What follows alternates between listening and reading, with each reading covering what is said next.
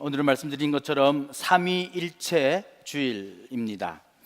엄밀한 의미에서 본다면 삼위일체 주일은 우리 교회력에서 별도로 꼭 필요한 주일은 아니라고 여겨집니다. 왜 그러냐면 매주일 예배는 물론이고요, 매일매일의 기도와 묵상 생활이 모두 삼위일체의 신비 안에서 이루어지고 있기 때문입니다. 즉 우리 그리스도인의 삶 자체가 이미 삼위일체 하나님의 은혜 안에서 이루어지는 것이기 때문에 따로 날을 받아서 기념하고 경축할 일은 아니라는 뜻입니다. 예를 들어서 우리가 지난주에 지나온 성령 강림 주일도 삼위일체 신비의 또 다른 표현이라고 여겨집니다. 그럼에도 불구하고 우리가 이 삼위일체 주일을 교회력 안에서 따로 날을 구별해 기념하는 것은 이 주일이 주는 메시지가 구원 역사의 원천으로 우리 모두를 안내하고 있기 때문입니다. 그렇게 본다면 오늘 우리가 맞이한 이 삼위일체 주일은 그리스도교 진리의 종합적인 축제다라고 할 수 있습니다. 즉 그리스도교 진리의 핵심이 이 삼위일체 신비 안에 응축되어 있다, 즉 엑기스처럼 들어있다라고 할 수 있습니다. 그리고 그렇기 때문에 어쩌면 이 삼위일체 신비를 우리가 쉽게 이해하기도 쉬운 건 쉽게 이해하기가 어려운 것도 사실입니다. 그래서 삼위일체 하나가 셋이고 셋이 하나다라고 하는 이러한 삼위일체 신비를 참 설명하기도 참 묘하고요, 굉장히 우리가 이해하기는 그런 쉽지 않은 그런 교리임에는 분명합니다. 성 아우구스티누스가 어느 날 이 삼위일체 하나님에 대해서 묵상하면서 백사장을 걷고 있었습니다. 근데 마침 한 어린아이가 바닷가에 모래로 모래성을 쌓아놓고요, 그리고 조개 껍질로 바닷물을 퍼서 그 모래성 안에다가 집어넣고 있었습니다. 그래서 이 아우구스티누스가 이런 자문을 했다고 합니다. 조개 껍질로 바닷물을 퍼서 모래성에 담겠다는 이 아이와 머리로 삼위일체 하나님을 이해하겠다는 내 자신 중에 누가 더 멍청할까라고 그렇게 생각했다고 합니다. 그만큼 이 삼위일체 교리를 머리로 이해한다는 것은 쉬운 일은 아니다라고 하는 그런 좋은 예화일 것입니다. 그런 측면에서 오늘 우리가 읽은 성서 본문은 우리에게 하나님을 바르게 대하고 인식하는 태도에 관해 바른 길잡이가 되어줄 수도 있지 않을까 생각해 봅니다. 다 같이 오늘 본문을 볼 수 있기를 바랍니다. 1절에 보시면 우스야 왕이 죽던 해 내가 본즉 주께서 높이 들린 보좌에 앉으셨는데 그의 옷자락은 성전에 가득하였다라고 기록하고 있습니다. 여기 이사야 선지자의 모습이 나옵니다. 근데 이 말씀에서 바라보는 이사야는요, 어떤 거대한 존재에 압도되어 있는 그러한 모습으로 그려지고 있습니다. 이사야가 왜 이렇게 어떤 커다란 거기에 압도되어 있는 이유가 무엇입니까? 그것은 하나님의 천상회의의 광경을 목격했기 때문입니다. 지금 이 유다는요, 아주 어려운 처지에 놓여 있습니다. 누군가 어떤 하나님의 크신 그러한 도움을 요청하고 하나님의 도우심이 있어야만 하는 그러한 상황입니다. 이러한 상황이요, 오늘 본문에 우시야 왕이 죽던 해다라고 그렇게 표현을 하고 있습니다. 여기 우시야 왕이 죽던 해라는 표현 여러 가지 면에서 아주 의미심장합니다.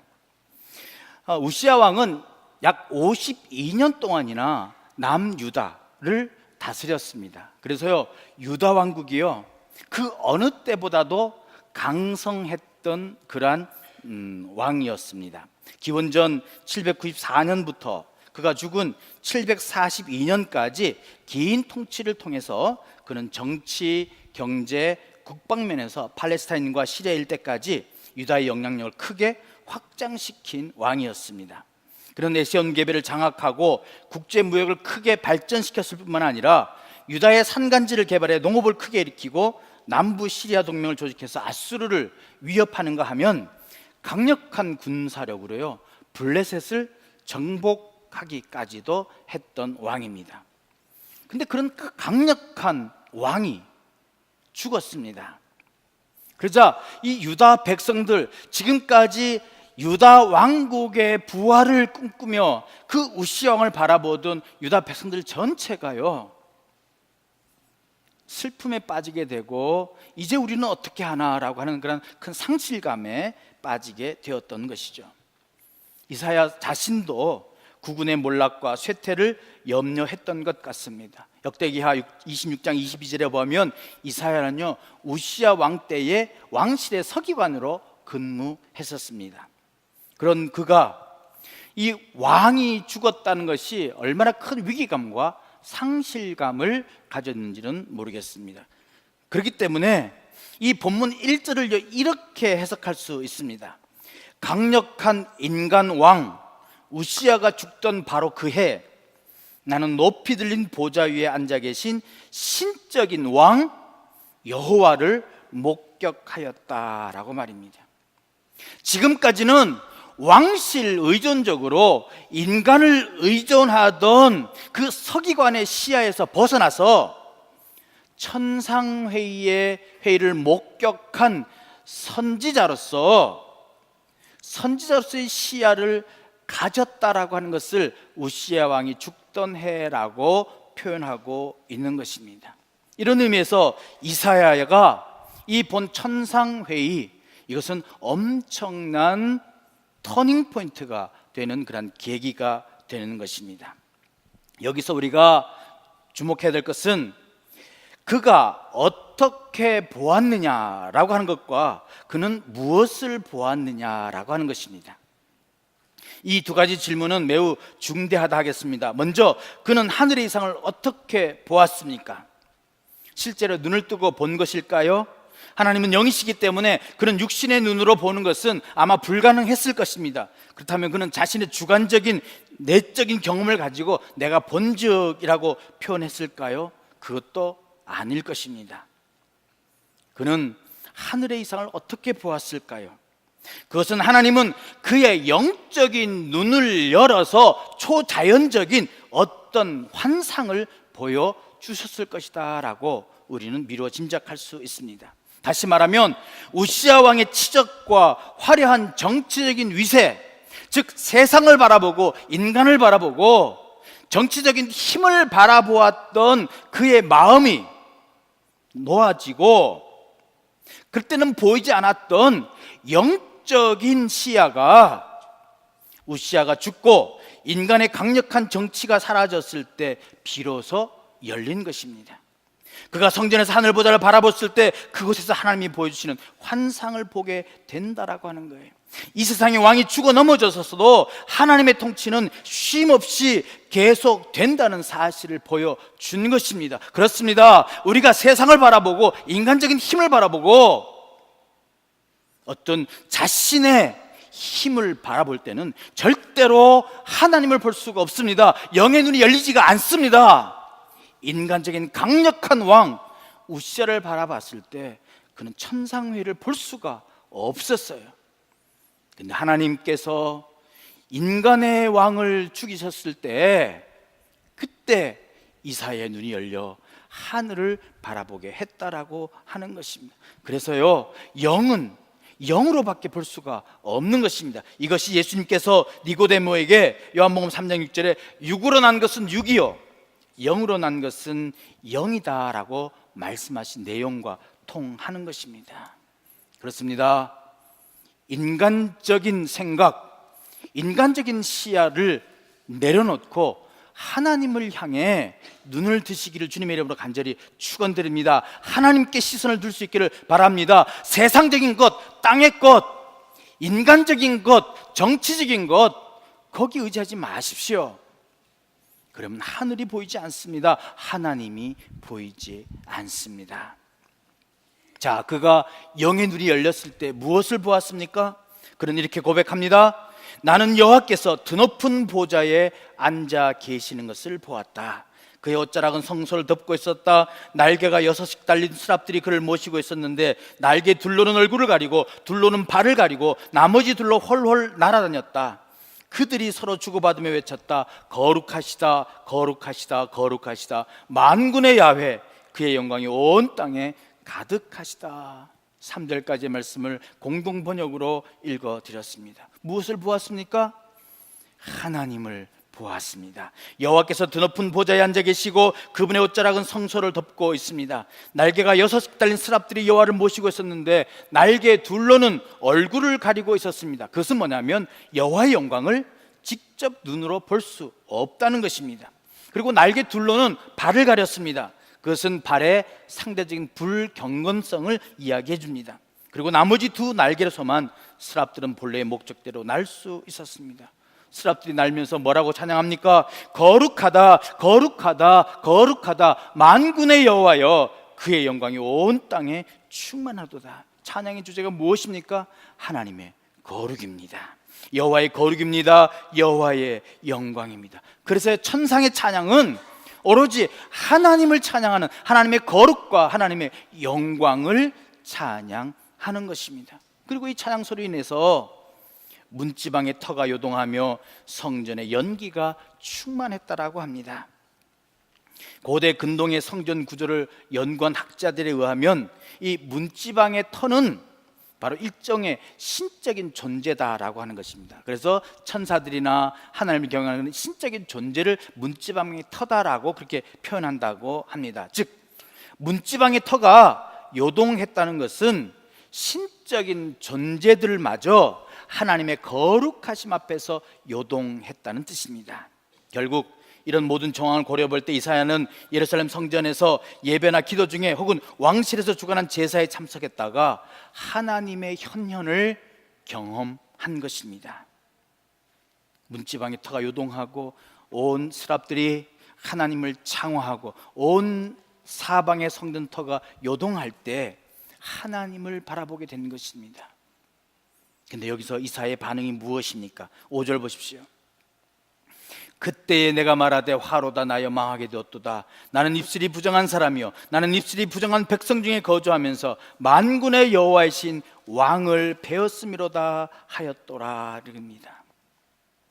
만군의 여호와이신 여호와를 보게 되니까 이사야의 고백이 나로 죽게 되었다라고 고백하는 거예요. 화로다 내가 죽게 되었다라고 고백하는 것입니다. 왜요? 하나님의 거룩하심 앞에 서는 자는 자신의 죽음을 느끼는 거예요. 죄악된 자기 존재 한가운데로 들어오신 하나님의 영광과 대면했던 사람들이 하나같이 터뜨렸던 절규가 무엇입니까? 나는 죄인입니다 라고 하는 그러한 고백입니다. 하나님을 만나는 사람들은요, 하나님의 영광을 대면하는 사람들은요, 내 자신이 보잘것없는 존재라고 하는 사실, 내 자신이 죄인이라고 하는 사실을 깨닫게 된다는 거예요. 베드로가 예수님의 명령을 따라 깊은 곳에서 그물을 내렸다가 그물이 찢어질 정도로 고기를 잡은 베드로가 주님의 무릎 앞에 엎드리면서 뭐라고 얘기했습니까? 주님, 나를 떠나십시오. 나는 죄인입니다. 그게 하나님을 만난 사람들의 고백이에요. 사례를 품고 다메섹으로 가다가 예수님을 만난 사울은 사흘 동안 보지도 먹지도 마시지도 아니했다라고 했습니다. 이사야의 경험도 바로 그런 것입니다. 하나님의 현현을 경험하고 나는 죽었습니다, 나는 죄인입니다 라고 고백하는 거예요. 여러분, 하나님을 만났습니까? 그렇다면 주님 앞에 내가 죄인입니다, 나는 죽었습니다, 엎드릴 수 있는 거예요. 내가 죄인임을 깨닫고 나의 죽음을 경험한 사람들은 하나님을 만난 사람들입니다. 높이 들린 보좌 위에 앉아 계신 하나님을 보고 여호와를 찬양하는 스랍들의 거룩 삼창을 듣고 성전 문지방이 터가 요동하는 현상을 목격하고 마침내 자기 영혼의 지진을 경험하는 거예요. 그래서 이사야는 자신이 죽었다라고 선언하는 것입니다. 왜요? 그는 자신의 입술의 죄악과 자신이 살아있는 공동체의 입술의 죄악을 보았기 때문입니다. 그는 자신이 속한 사회의 부정한 언어들과 그 언어들로부터 자유롭지 못한 자신을 인정했습니다. 그러고 보면 하나님의 사람은 처음부터 거룩한 사람이 아닙니다. 입술이 부정한 사람으로부터 정결케 되어서 다시 입술이 부정한 사람들에게 보냄을 받은 자들이 바로 하나님의 사람입니다. 여러분은 나의 죽음을 경험하셨습니까? 하나님을 만나셨나라고 하는 그런 질문입니다. 하나님을 만난 자들은 하나님 앞에 내 자신이 죄인임을 깨닫게 되는 것입니다. 그래서 이사야의 이 선언이 정말로 중요한 것입니다.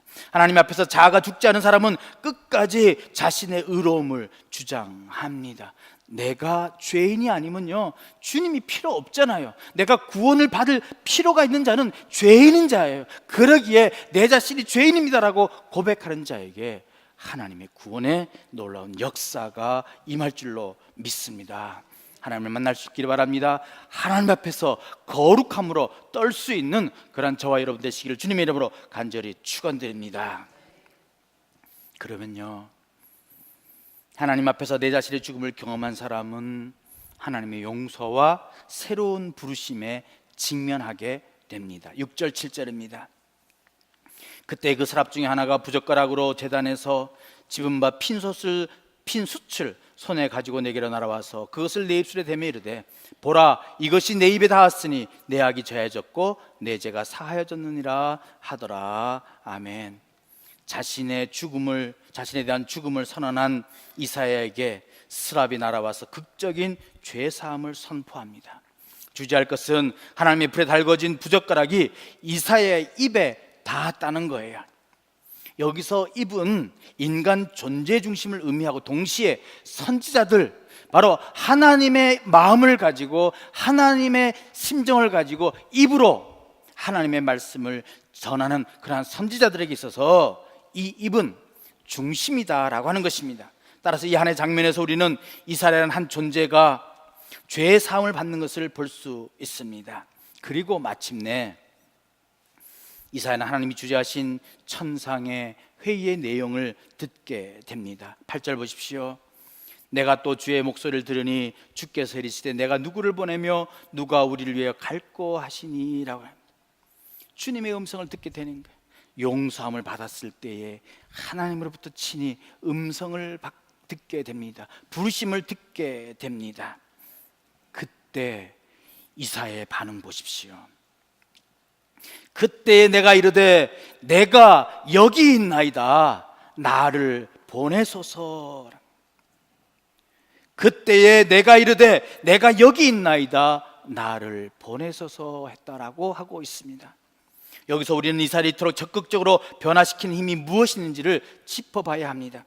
그를 변화시킨 것은 자신의 노력도 아닙니다. 그가 의지했던 인간적인 그런 배경도 아닙니다. 그를 변화시킨 것 자신의 지식도 아닙니다.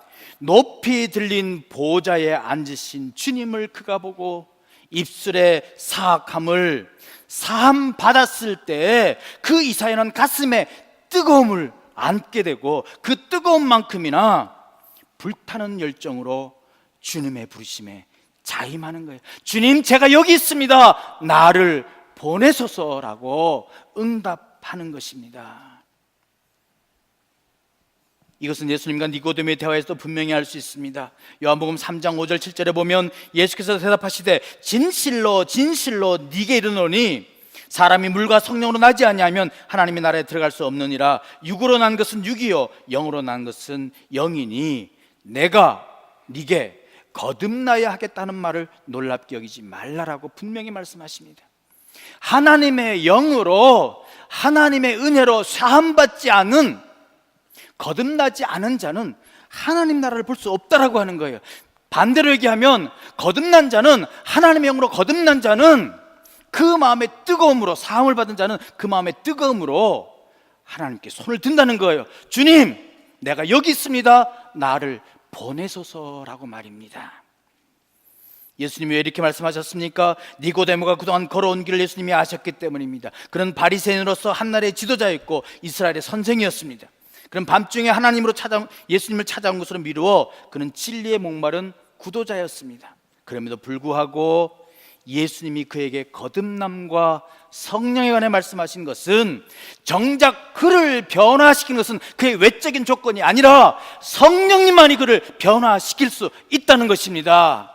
영으로만이 변화된다는 것입니다. 성령께서 그에게 임재하시고 그분의 전적인 은총에 거듭나지 않고는 절대로 니고데모가 변화될 수 없다는 것입니다. 이 사실을 사도 바울은요, 삼위일체 하나님에 대한 분명한 고백으로 이렇게 고백합니다. 로마서 8장 14절에서 17절입니다. 무릇 하나님의 영으로 인도함을 받는 사람은 곧 하나님의 아들이라. 너희는 다시 무서워하는 종의 영을 받지 아니하고 양자의 영을 받았으므로 우리가 아빠, 아버지라고 부르짖느니라. 성령이 친히 우리의 영과 더불어 우리가 하나님의 자녀인 것을 증언하시나니 자녀이면 또한 상속자, 곧 하나님의 상속자요 그리스도와 함께한 상속자니 우리가 그와 함께 영광을 받기 위하여 고난도 함께 받아야 할 것이니라. 아멘. 우리는 이 말씀에서 사도 바울의 하나님에 대한 분명한 고백, 삼위일체에 대한 고백을 볼 수 있습니다. 이 신앙 고백이 바울 삶 전체에, 바울 사역 전체를 지탱하게 한 그러한 위대한 고백인 것입니다. 그 고백은 무엇입니까? 우리는 성령을 힘입어 하나님을 아바, 아버지라 부를 수 있다는 거예요. 성령으로 인하여 우리가 거듭난다는 거예요. 성령으로 인하여 하나님을 아바, 아버지라 부르며 우리는 예수 그리스도와 함께 하나님의 상속자라고 하는 사실을 깨닫게 된다는 사실입니다. 바울은 이 말씀을 들으면 우리가 얼마나 좋은지 모릅니다. 감동하는지 모릅니다. 왜요? 우리가 하나님을 아바, 아버지라 부르기 전에 예수 그리스도께서 하나님을 아버지라 부르셨고, 그리고 우리를 그 사랑의 연대 안으로 우리를 이끄셨다라고 하는 거예요. 그래서 우리가 지난번에 말씀드린 요한복음 14장 11절의 말씀, 내가 아버지 안에 거하고 아버지께서 내 안에 계심을 믿노라라고 말씀하신 거예요. 성부와 성자가 사랑의 일치를 이루고 있고요, 그 일치를 이루게 하신 분이 바로 성령 하나님이시다라고 하는 것입니다. 하나님을 아바, 아버지라고 부를 수 있고, 그 아버지가 예수 그리스도를 보내심으로 말미암아 예수가 하나님을 아버지라 부르심으로 말미암아 성령으로 우리로 하여금 또 하나님을 아버지라 부를 수 있게 하셨다라고 하는 사실입니다. 이것이 바로 오늘 삼위일체 주일 우리에게 하나님을 보여주는 그런 진면목인 것입니다. 말씀을 맺습니다. 우리가 이 삼위일체 하나님을 믿는다는 것, 단순히 삼위일체 교리를 수긍하고 인정한다는 뜻이 아닙니다. 하나님의 영이 이사의 영적 시야를 열어 그가 하나님을 뜨겁게 경험하고 가슴에 뜨거운 만큼이나 불타는 열정으로 주님의 부르심에 자임하고 나섰던 것처럼 우리도 성령의 도우심으로 삼위일체 하나님을 뜨겁게 경험할 때 비로소 그리스도인의 삶을 살게 된다는 사실입니다. 그때 우리는 비로소 그리스도의 고난에 참여하고 이웃과 형제들의 일치도 이루게 될 것입니다. 이것이 바로 기독교 신앙의 핵심이고 절정입니다. 간절히 바랍니다. 삼위일체신 하나님과 우리를 일치되게 하시고 성도들과 성도들 또한 일치를 이루어 그리스도의 고난에 참여하고 이웃과 형제들을 위해 하나님의 복음을 들고 주님, 내가 여기 있습니다, 나를 보내소서라고 고백하는 그런 저와 여러분 되시기를 주님의 이름으로 간절히 축원드립니다.